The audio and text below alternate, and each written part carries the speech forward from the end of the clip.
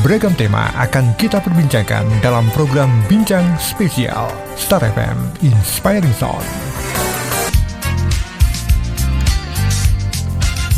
Selamat sore, Ramadan bulan berbagi dan menginspirasi. Selamat sore semuanya, saya Denny Arta di Bincang Spesial di hari yang spesial, di Hari Kartini, sebuah wujud dari emansipasi wanita di semua bidang, termasuk yang satu ini.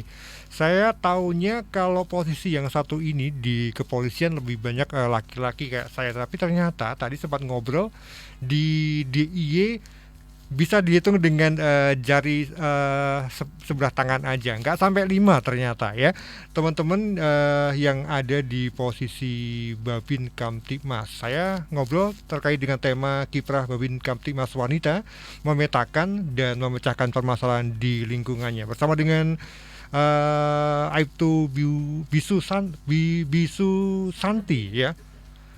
Selamat sore Bu Santi. Selamat sore Mas Denny dan juga pendengar Star FM. Wah, suara saya kalah bagus dengan Bu Santi ya. Tukeran Pak nanti. Tukeran ya. Bu Santi ini adalah Babin Kamtibmas Polsek Kraton, tepatnya di Kelurahan Kadipaten ya. Kemudian kalau yang ini saya beberapa kali ketemu, tapi ternyata sudah setahun ini sudah bergeser menjadi Babin Kamtibmas di luntur bajunya dari putih jadi menghitam. Di Babin Kamtibmas Polsek Pakualaman ada Aibtu Heni Catur atau saya sapa dengan Bu Catur. Selamat sore. Selamat sore Mas Denny dan pendengar Star FM. Waduh. Kabar baik ya Bu Catur ya. Alhamdulillah. Bu Catur ini kalau di Babin Kamtibmasnya ada di Kelurahan Gunung Ketur ya di Pakualaman. Kementerian Pakualaman. Iya, dua-duanya ada di kota Yogyakarta, di wilayah Polresta Yogyakarta ya. Betul. Dan sore kali ini kita ngomong tentang kiprah dua Babin Kamtibmas wanita ini yang tadi disebutkan tidak sampai 5, betul ya Bu Santi, Bu Catur ya. Betul. Polresta 2 ya. Betul. Untuk Babin Kamtibmas di DIY ini memang baru ada 4. Di Kulon Progo 1, kemudian di Bantul itu di Kelurahan Sri Gading ya. Murti Gading ya. 1 dan di Kota Jogja 2. Artinya sangat spesial dan saya sangat terhormat sekali bisa ngobrol dengan dua polisi wanita yang kemudian ada di posisi Babin Kamtibmas, sebuah posisi yang ini menjadi ujung tombak kepolisian ketika bertemu dengan masyarakat ya. Iya betul. Nah, sebelum ke tugas-tugasnya, saya penasaran, Bu Catur kan dulu dari lalu lintas. Kalau Bu Santi dari ya sebelumnya juga. Ayo dari mana Kak?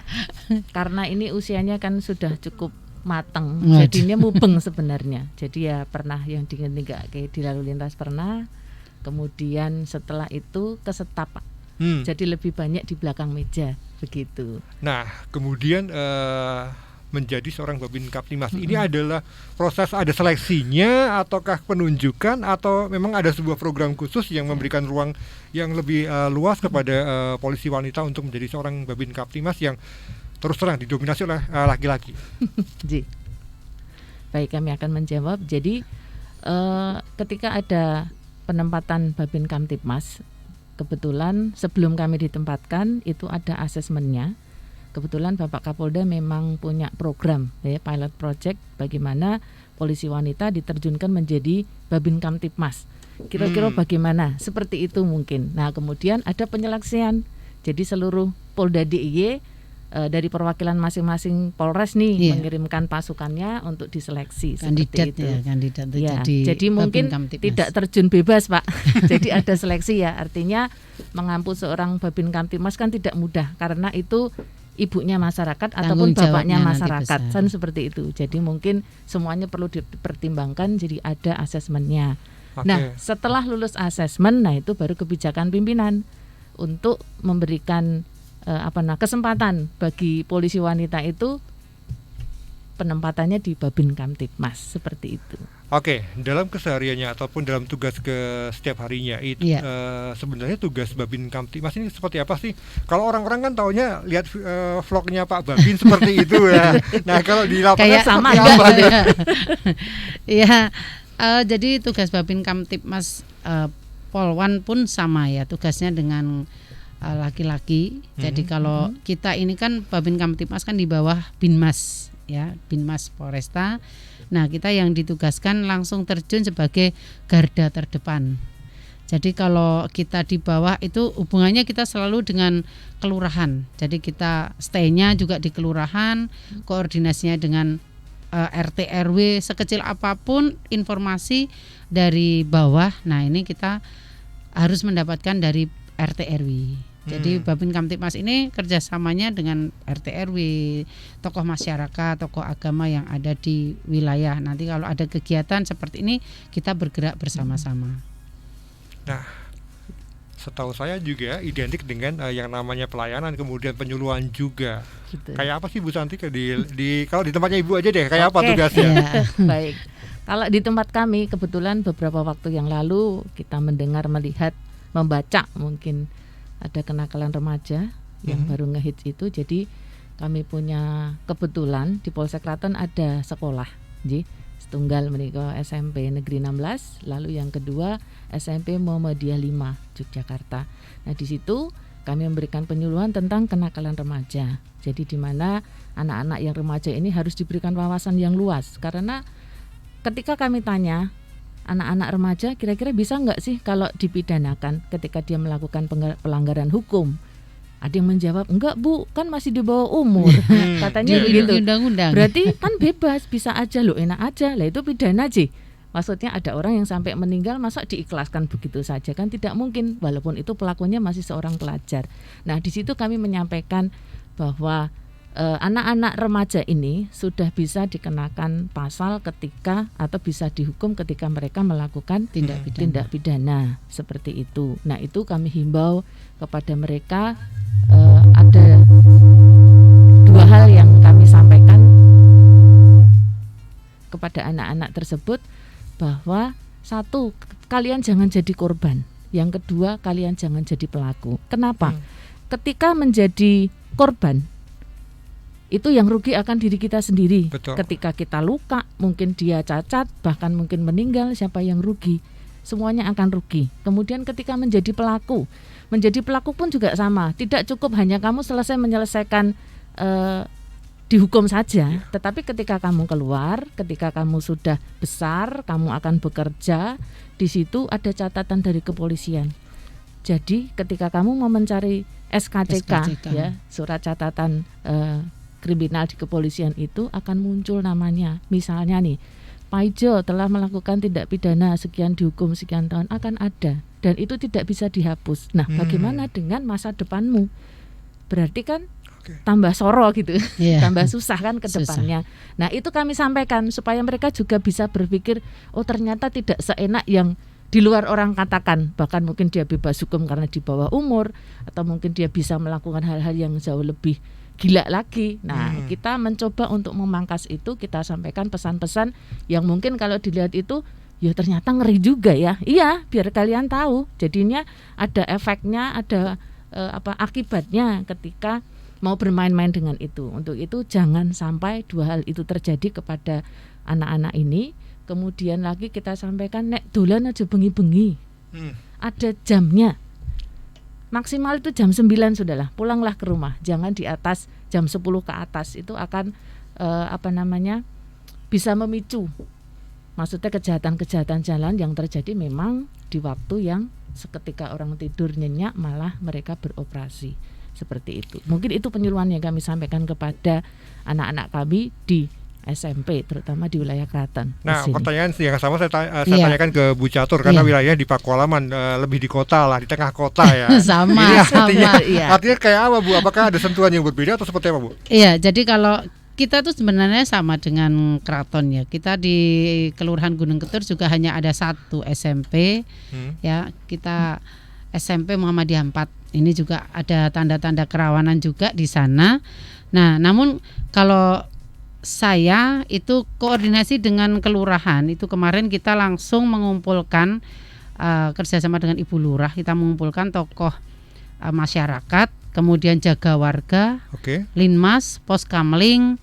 Nah, itu kita kemarin rapat tentang ketertiban dan keamanan untuk antisipasi di wilayah Kelurahan Gunung Ketur. Nah, itu kemarin ada sepakat, satu akan meningkatkan Poskamling ya, untuk membantu keamanan dan antisipasi pencegahan kalau itu terjadi di lingkungan Gunung Ketur. Karena yang kita antisipasi kalau di wilayah Gunung Ketur itu Jalan Sultan Agung, kemudian Jalan Ki Mangunsarkoro itu yang agak rawan. Jangan sampai dari Kelurahan Gunung Ketur ini ada yang satu menjadi korban ataupun pelakunya.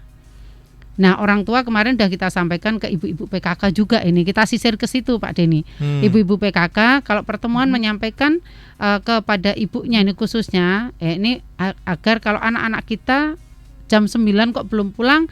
Nah, ini harus kita ya kita cari ya. Harus ya. Nah, itu. Nah, itu selanjutnya kemarin kita sudah kerjasama juga dengan RT RW. Di masing-masing RW mencatat anak-anak yang masih duduk di SMP sampai kelas 3 SMA. Ya, jadi Pak RW harus tahu yang sekolah di wilayah RW 1 misalnya itu SMP berapa, sekolahnya di SMP mana, umurnya berapa, anaknya siapa, itu harus ada catatan. Nah, itu kemarin sudah setor semua Pak RW itu ke Bulura, saya pun juga mengcopy. Jadi antisipasi jangan sampai nanti kan tinggal data anak ini misalnya sekolah di SMK rawan nggak sekolahnya yang mereka tempati itu, misalnya SMK Muhammadiyah 2 misalnya atau Muhammadiyah 3 rawan nggak. Nah, itu harus kita antisipasi. Paling tidak ya kita sudah deteksi dini lah ya, melihat anak ini gerak-geriknya seperti apa. Nah, kemarin kita juga sambang dengan Babinsa itu malam hari ya Pak Denny ya, jam 11, jam 10 ya kita selalu sambang dengan Babinsa itu anak-anak yang nongkrong, kita pendataan Warmindo. Jadi tempat tongkrongan itu kita sambangi. Dan kita berpesan sama petugas atau yang jaga Warmindo itu kalau memang melihat anak-anak yang nongkrong di situ tuh mencurigakan, segera hubungi. Harus tahu nomor Babin Kamtipmas dan Babinsa. Iya. Harus menyimpan itu saya ini. Kemudian selain itu angkringan. Kita juga data ya kemarin Bu Santi ya. Betul, data angkringan, tapi kalau di Kelurahan Gunung Ketur angkringan hanya satu yang rawan untuk tongkrongan itu di depan Susteran. Nah, ini Susteran Jalan Sultan Agung. Jadi sebelah barat persis Pasar Sentul. Nah, itu. Oke. Nah, kalau di Keraton kan di wilayahnya Bu Santi ini kan Kadipaten, setahu saya kan ada Alun-Alun Utara, kemudian ada beberapa spot-spot yang memang cukup ramai anak muda. Iya. Ini gimana sentuhannya Bu? Sentuhannya. Nggak disentuh Pak. Anak-anak milenial ini kan iya kayaknya. beda ketika misalnya dikerasi, Iya. mereka juga akan menahan atau melawan malah kadang-kadang dengan ucapannya juga. Gimana Betul, ceritanya Bu? Kalau di wilayah kami terutama Kadipaten itu memang yang biasa dipakai untuk nongkrong-nongkrong Jalan Roto Wijayan Pak. Betul. Jadi itu kan ada akses keluar masuk Ngarso Dalem sebenarnya. Dan dari beliau, dari masyarakat setempat pun juga tidak menghendaki ketika ada anak-anak nongkrong di situ karena pasti menimbulkan kerawanan. Nah, biasanya yang kami lakukan itu patroli Pak. Jadi disisir dari alun-alun utara Ke lalu selatan. Betul, ke selatan. Ya sudah dioprak-oprak. Kalau sudah mobilnya diwiu-wiu gitu dikasih sirine kan mereka akan bubar sendiri. Begitu.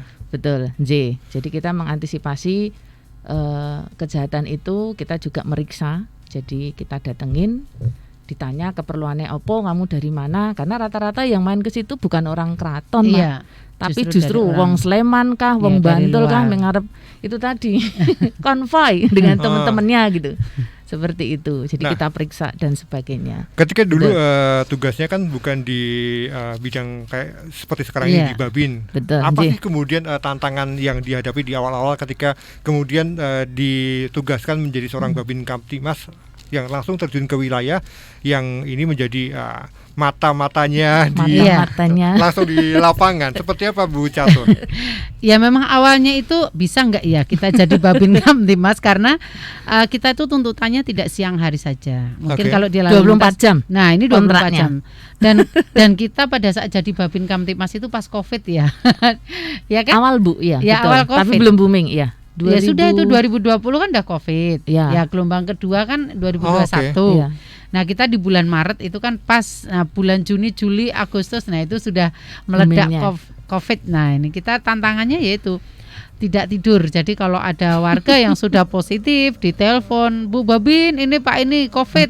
Nah ini kita bantu nyari ambulan, mau nyari BPBD kalau sudah meninggal nanti untuk membawa jenazah, karena tidak sembarang harus pakai APD lengkap, APD komplit. Nah itu cuma kita kemarin tantangannya belum ini ya, untuk APD kita kemarin ada kekurangan. Jadi ya yang sudah ada itu dari petugas BPBD dan kota ya, Dinas Kesehatan Kota Jogja. Tapi lama kelamaan sudah terbiasa Mas Denny. Jadi malam hari pun ditelepon, Bu ini ada ODGJ orang ngamuk, itu Pak telepon Babin. Sekecil apapun permasalahan dari warga, ternyata mereka testimoni dari warga itu sudah menyampaikan, kok beda ya rasanya Babin Kamtibmas laki-laki dengan perempuan itu kok nyaman perempuan gitu. Kalau warga Kelurahan Gunung Ketur semuanya mengatakan begitu. Setelah Bu Catur itu Babin Kamtibmas ini kok warga merasakan ada perubahan yang sangat jauh begitu. Ya mungkin saya cerewet kali ya. Anak-anak juga kalau melihat Babin Kamtibmas gitu langsung pada ngindel di belakang Mas Denny. Bukannya takut tapi malah mereka iya, kalau nggak pakai masker gitu. Dia lari pulang. Terus begitu dia udah pakai masker, Bu Babin udah pakai masker loh gitu. Menarik. Nah, artinya tugas jadi seorang Babin itu kan sangat kompleks. Saya baca juga kemarin kan harus membantu juga TNI Polri untuk menyalurkan beberapa bantuan langsung ke masyarakat. Artinya ini rawan gesekan juga. Rawan gesekan, rawan komplain dari masyarakat yang dapat, dia kok dapat saya enggak gitu kan. Ceritanya kalau di wilayahnya Bu Santi kayak apa, Bu Catur kayak apa? Iya, Bu Santi dulu. Ya sama Pak, namanya bantuan itu ya pasti kalau bisa ya jangan ketahuan. Kan begitu. Jadi memang ketika kami mendaftar kita sampaikan memang ada beberapa syarat yang harus dipenuhi. Jadi tidak semuanya yang kita datakan pun akan lolos. Jadi memang ada verifikasinya. Jadi kita sampaikan bahwa kebetulan ini Polri diberikan mandat dari pemerintah untuk membantu penyaluran bantuan tunai pangan seperti itu yang sekarang kami lakukan ini. Pendataan ini itu akan diberikan kepada PKL dan juga warung. Jadi PKL pedagang kaki lima, warungnya bisa warung kelontong, warung makan, gorengan dan sebagainya seperti itu. Kemudian kita sampaikan juga bahwa yang sudah pernah mendapatkan bantuan BPUM itu yang UMKM. Jadi usaha mikro meniko yang lewat dari BRI itu tidak bisa. Jadi di luar dari itu bisa silakan didaftar.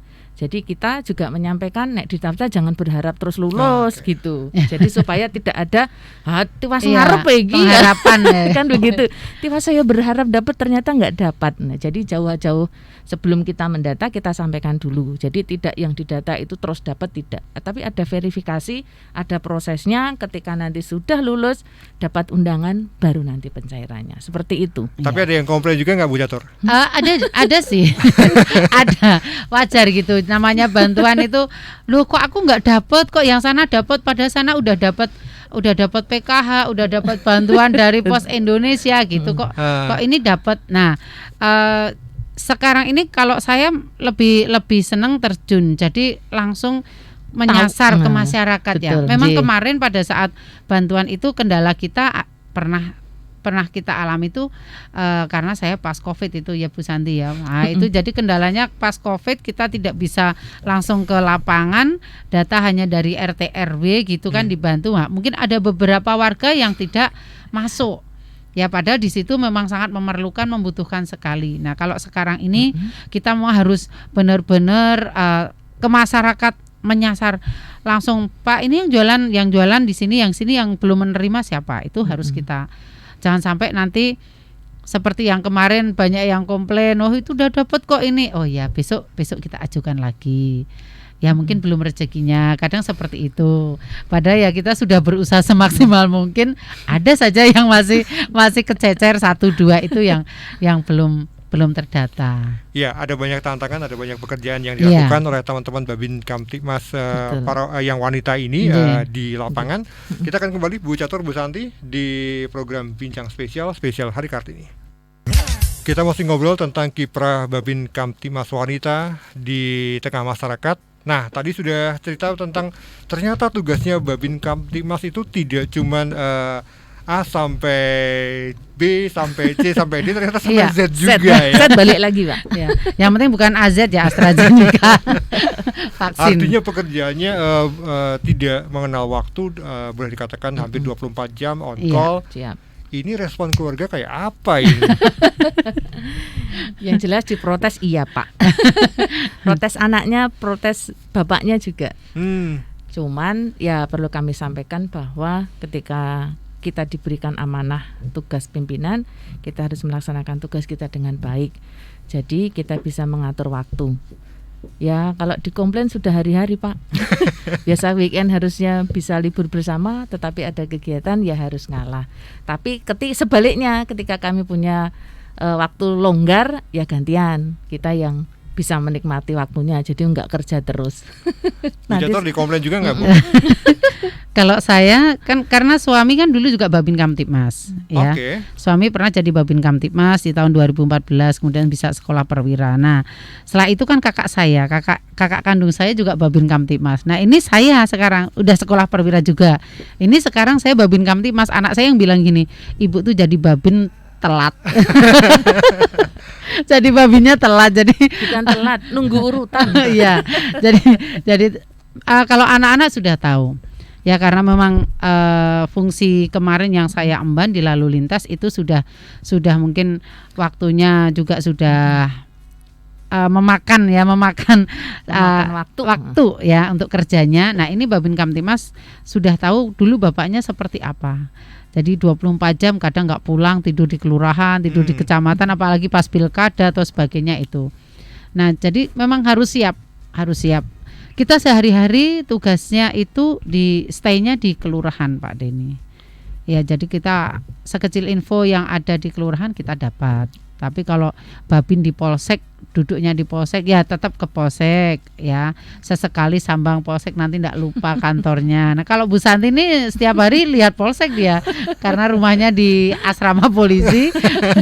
Kalau saya kan di Kretek. Jadi warga yang misalnya saya sudah matur dengan perangkat kelurahan dan warga RT RW itu, ketua RT RW, kalau memang saya nanti dibutuhkan kehadirannya, saya mohon waktu karena memang perjalanannya saya jauh. Mereka memaklumi, Bu Catur, Bu Babin ini rumahnya jauh, jadi mungkin 1 jam sebelumnya kalau memang mau ada kegiatan, saya dikabarnya minimal 1 maksimal ya 1 jam ya. Sebelumnya itu saya dikasih tahu, jadi bisa untuk mandi, untuk jalan. Jangan mendadak, Bu ini ada acara jam 5 Bu, ini pertemuan, ngasih taunya kurang 15 menit, ya udah nggak nyampe, ya sabar, yang penting sampai. Tapi cukup sering juga Bu ketika sudah sampai di rumah ada panggilan harus balik ke kota. Balik gitu. Iya. Balik di kelurahan, Bu Babin bisa nggak ini saya membutuhkan kehadiran Babin Kamtibmas ini. Oh ya, tapi tunggu saya paling tidak 45 menit. Ya, baru nyampe gitu, udah mau tiduran, ya udah ditelepon. Apalagi pas Covid kemarin, yang kena positif, situasi kondisinya itu genting, mencari ambulan nggak dapet. Nah itu ya kita telepon sana telepon sini nggak dapet, tapi karena kerja sama dengan itu masyarakat ya, mana yang duluan. Kalau saya duluan dapat, Babin dapat, nah itu mana yang duluan. Nah, pertanyaan saya seperti ini, kemampuan yang seperti apa sih yang harus dimiliki oleh seorang Babin selain bisa melakukan komunikasi yang bagus dengan masyarakat ataupun juga melakukan pendekatan dengan mereka, kemampuan apa lagi yang harus dibutuhkan? Karena baru 1 tahun, artinya kan ini lagi dalam tahap belajar juga kan Bu Catur dan Bu Santi ini. Apa ya kemampuannya seperti apa Bu yang harus dimiliki oleh seorang Babin ini? Baik. Kalau ditanya kemampuan apa, saya jawabnya kemampuannya superwoman, super punya super gitu. Karena enggak boleh sambat. Terus semangat tanpa sambat ya. Betul Bu Catur. Semangat tanpa Jadi sambat. kalau kemampuan ya kami meningkatkannya secara bertahap. Jadi ketika kita menghadapi satu kasus misalnya, dan kita akan bertanya kepada senior kita atau komandan kita bagaimana menyelesaikan masalah itu. Jadi tidak kita sendiri Pak yang bekerja, walaupun itu menjadi tanggung jawab kami, saya mungkin secara pribadi gitu ya. Cuman kita mengajak komunikasi dengan lintas fungsi. Jadi melibatkan mereka, ya ada sabarannya, ada lalu lintasnya, kemudian ada intelnya.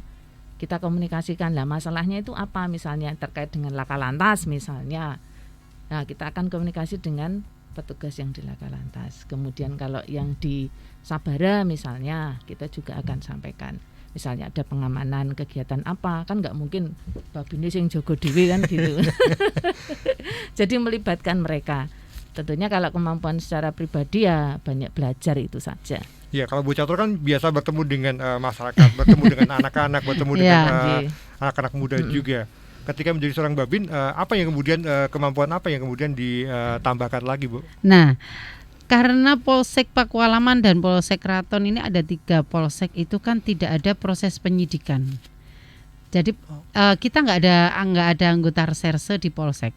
Oke. Ya, jadi Babin Kamtipmas ini justru malah mempunyai tanggung jawab ya untuk penyelesaian masalah. Salah satunya kita di Polsek Kraton ini juga nggak ada penyidikan, kita juga nggak ada. Jadi satuan resersenya nggak ada, begitu. satuan Jadi reserse tidak ada. Penyidikan kalau ada kasus itu kan tidak ada yang diselesaikan oleh reserse. Jadi yang menyelesaikan kalau bukan tindak pidana ya, yang ini kalau sudah masuk ke tindak pidana itu langsung masuk ke Polresta. Kita sarankan untuk lapor ke Polresta. Ini misalnya ada satu kasus permasalahan di lingkungan warga saja, misalnya percekcokan apa gitu kan, kadang laporannya ke reserse kan gitu ya. Nah, ini lapornya ke Babin, yang menyelesaikan Babin. Sebelum bertindak, saya karena memang kita awam 22 tahun itu di lalu lintas. Nah, cekelane sempritan. Nah, ini kita harus belajar undang-undang. Nah, sebelum bertindak menyelesaikan masalah jangan sampai salah langkah. Nah, itu kita konsulnya ya kepada pakar serse. Jadi bagaimana nanti menyelesaikan masalah, saran apa yang harus kita sampaikan, penyelesaian yang bagaimana yang baik, yang agar nanti permasalahan itu selesai dengan baik. Itu Pak Denny. Jadi banyak sekali yang kita ambil. Ternyata Babin Kamtipmas ini tugasnya, saya sendiri merasa yang dulu mungkin juga permasalahannya tentang lalu lintas di jalan. Nah, ini justru sangat kompleks karena langsung bersentuhan dengan masyarakat yang paling bawah. Bu Santi, adakah pengalaman yang kemudian begitu menguras emosinya yang bikin ya harus menahan emosi atau mungkin ya menahan diri juga? Ada nggak Bu pengalaman yang bisa dibagikan ke kita? Tentunya iya. Kayak apa, Bu? Yang pasti kan begini, tugasnya Babin itu kan nengai Pak. Kan seperti itu. Jadi yang tadi disampaikan Bu Catur betul, bahwa ada 3 polsek yang tidak menangani perkara tindak pidana. Artinya di 3 polsek ini kan perintahnya Kapolri memang dalam setahun tidak bisa atau tidak menerima laporan polisi, kasarannya seperti itu ditiadakan. Jadi memang dipangkas untuk reskrimnya. Karena apa? Karena yang di wilayah itu masalah yang timbul karena masalah keluarga. Jadi bukan tindak pidana kriminal seperti itu. Makanya tidak ada satuan fungsi reskrim. Dan yang dikedepankan memang adalah binmasnya, supaya dapat diselesaikan secara kekeluargaan. Tentunya juga tidak hanya Babin dan binmas saja yang bekerja, tetapi juga mengikutkan dari elemen masyarakat. Jadi tokoh agamanya juga ikut, RT-nya juga ikut. Jadi yang terlibat misalnya di satu RT nih, nah berarti kita panggil RT-nya, kita panggil tokoh agamanya. Jadi duduk bersama, masalahnya seperti ini kita sampaikan seperti itu. Jadi harapannya pimpinan itu dapat diselesaikan secara kekeluargaan, tidak usah harus seperti itu. Kalau itu masalahnya masalah sepele, nyun sewu, mungkin teman-teman tonggoni atau mungkin panci. Kakak beradik juga bisa masalah hutang piutang. Nah ini yang menguras emosi, ditantang ini tadi. Saya akan jawab. Jadi memang beberapa waktu yang lalu juga menangani kasus itu masalah keluarga sebenarnya. Jadi utang, tadi yang saya bilang utang itu kadang sudah nggak pandang bulu, mau adiknya kah, mau bapaknya kah, mau siapanya, sing jenis utang lu harus bayar kan begitu. Nah sebelum dia bayar kan juga ada waktunya. Nah ini tenggang waktunya sudah lewat dan yang satu nggak terima, harusnya tanggal sekian lu bayar. Tetapi dia nggak bisa bayar karena apa? Waktu itu dia sakit, seperti itu. Tapi yang merasa harus bayar itu kan nggak sabar gitu loh. nggak sabar sampai terjadi pemukulan. Nah itu sama kerasnya itu. Yang satu wong Jawa, yang satu orang Sulawesi sana. Aduh. Dikasih tahu begini, yang sini bengok, ini yang ini. Sudah sampai ya menguras emosi kita, tetapi kita tetap tahan untuk itu. Artinya kita juga shock terapi ada. Jadi Humanis diketak ya. gitu, Kita bukan tetap berarti humanis. terus kita wanita lemah gemuleng ora ya Bu Iya. ya. Ya Andreas, ada kita ada saatnya begitu. bukan galak tapi tegasnya harus kita Ya, begitu. Kadang tunjukkan. itu harus kita sampaikan. Ada saatnya digas juga ya. Betul, Ya. harus digas. Jadi supaya mereka, oh ternyata begitu. Nah, mungkin selama ini kalau kita tegur sapanya, oh baik selamat siang. Nah, tetapi ketika kita menghadapi masalah yang serius pun kita juga harus ikut tegas di dalamnya supaya itu dapat terselesaikan seperti itu.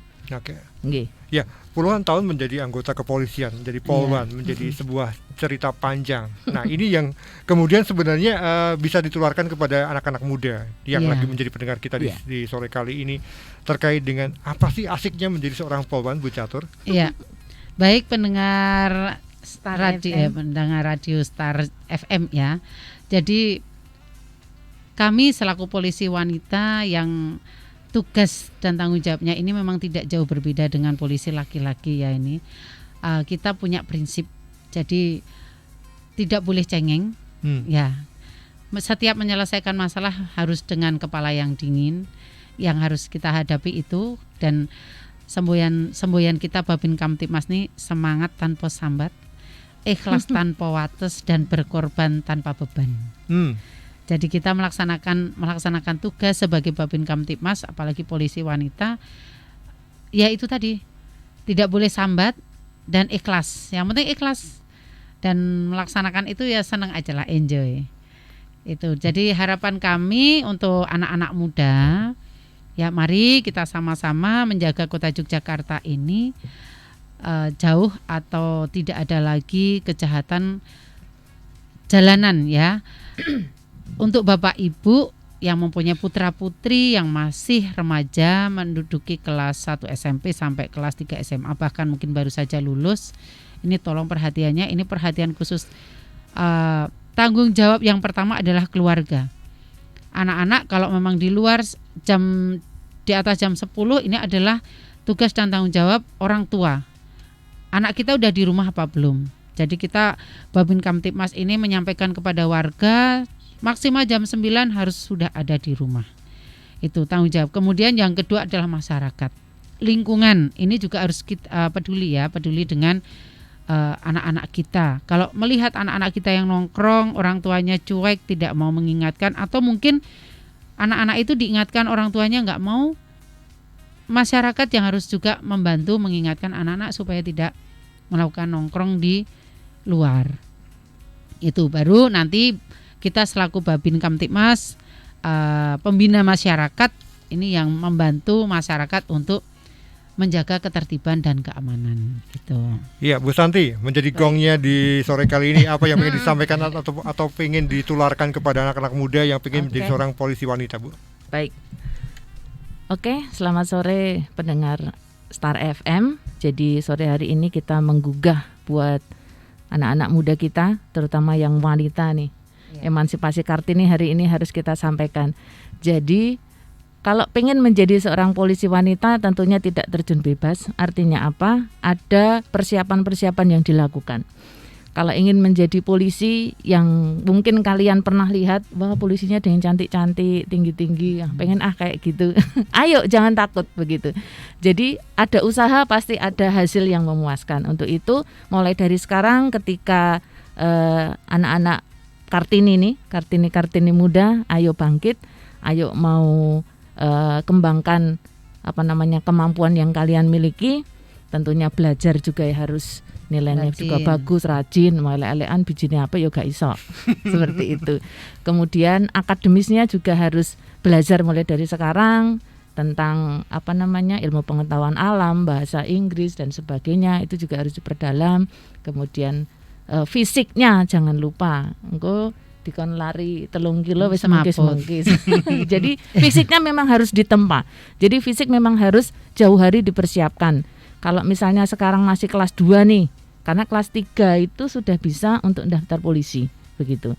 Jadi mulai dari sekarang ayo kemampuan dikembangkan, ditingkatkan, kemudian ada usahanya, ada berdoanya. Tidak ada yang mustahil ketika kita percaya dan yakin usaha kita pasti Tuhan pun akan membuka jalan. Sepertinya dulu saya juga begitu.